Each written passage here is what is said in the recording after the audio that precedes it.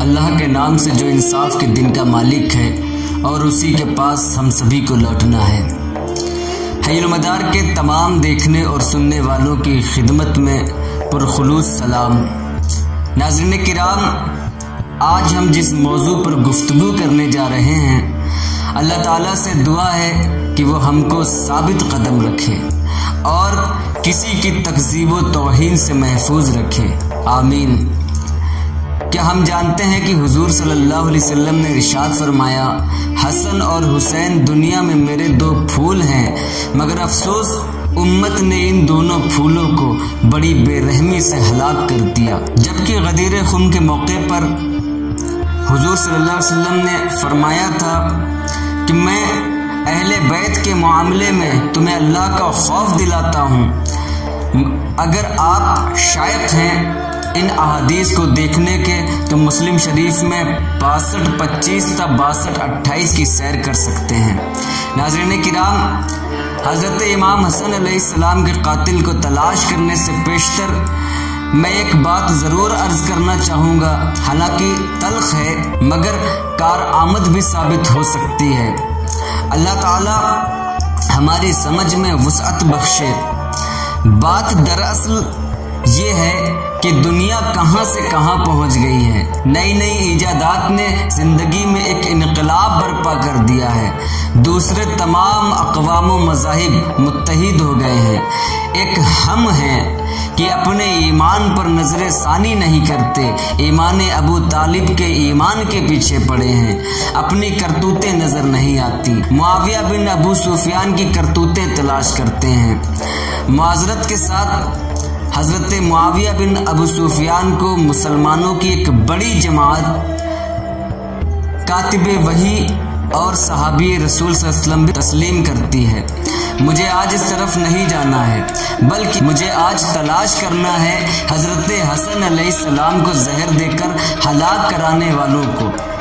اس میں کس کا ہاتھ ہے اور آپ علیہ السلام کی شہادت سے فائدہ کس کو ہوا؟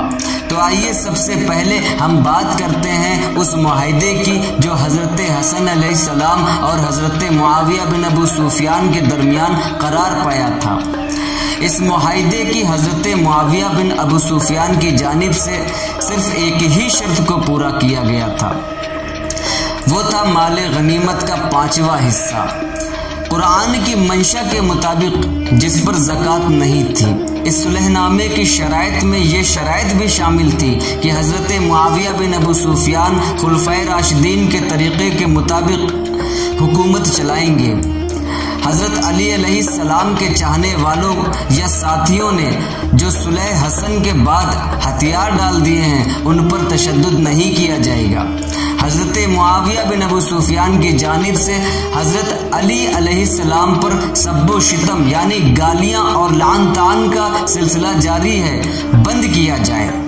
اس کے علاوہ حضرت معاویہ بن ابو سفیان اپنے بعد حکومت کو شورا پر چھوڑ دیں گے، اپنے بیٹے کو نامزد نہیں کریں گے۔ یہ کچھ مختصر سے پہلو ہیں معاہدے کے۔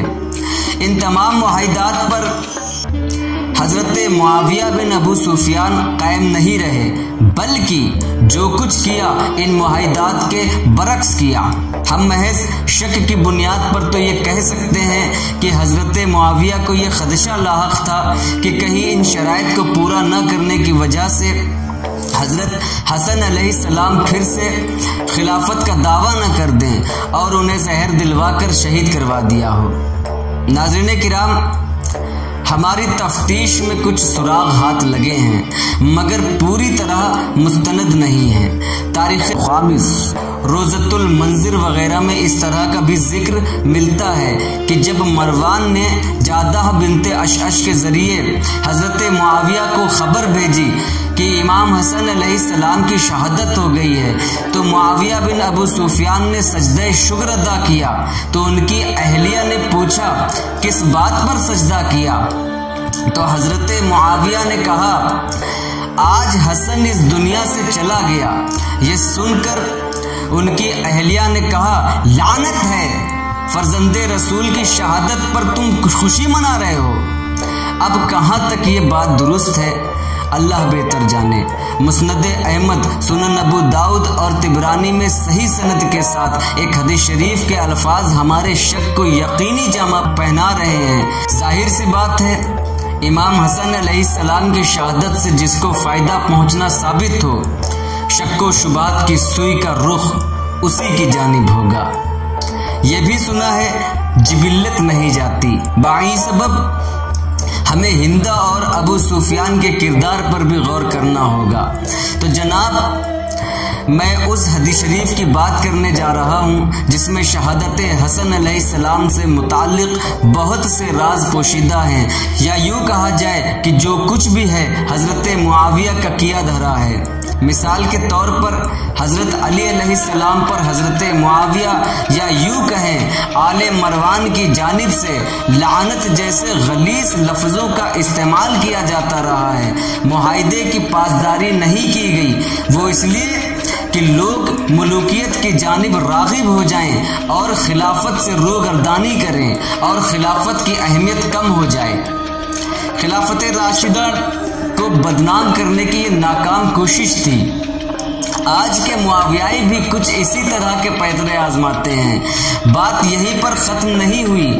حضرت امام حسن علیہ السلام پر تعداد ازدواج کے مسئلے کو لے کر آپ علیہ السلام کے کردار پر حملہ کیا گیا۔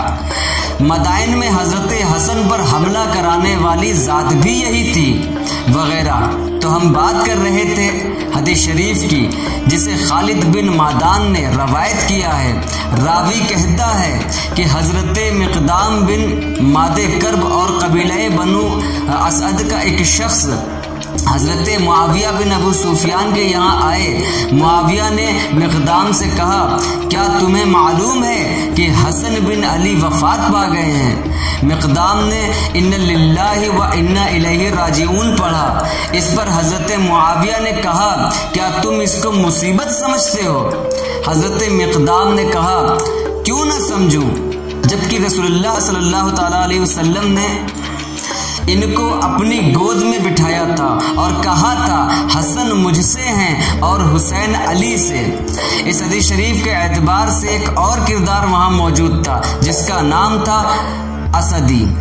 اس نے گفتگو کے درمیان مداخلت کرتے ہوئے کہا، حسن دہکتا کوئلہ تھا، اللہ نے بجھا دیا۔ اس جملے سے یہ صاف ظاہر ہے کہ حضرت حسن علیہ السلام کا خوف ان کے سروں پر منڈرا رہا تھا کہ کہیں حضرت حسن علیہ السلام پھر سے خلافت کا دعویٰ نہ کر دیں، کیونکہ حضرت معاویہ نے عہد توڑا تھا اور معاہدے کی پاسداری نہیں کی تھی۔ اس سے صاف ظاہر ہے کہ جس کو خدشہ ہو یا فائدہ ہو وہ اس فعل کا مرتکب ہو سکتا ہے۔ یہی وجہ ہے کہ امام محمد ابن سعد نے اپنی کتاب طبقات ابن سعد میں لکھا ہے کہ معاویہ بن ابو سفیان نے حضرت حسن علیہ السلام کو زہر دیا۔ امام ابن عبد البر شامی نے الاستیاب میں لکھا کہ معاویہ نے حضرت حسن علیہ السلام کو زہر دیا۔ انصاب الاشراف میں امام بلازری نے بھی اسی طرح تحریر کیا ہے کہ معاویہ بن ابو سفیان نے حضرت حسن علیہ السلام کو زہر دے کر قتل کر دیا۔ یہ کہاں تک درست ہے اللہ بہتر جانے، وما توفیقی الا باللہ۔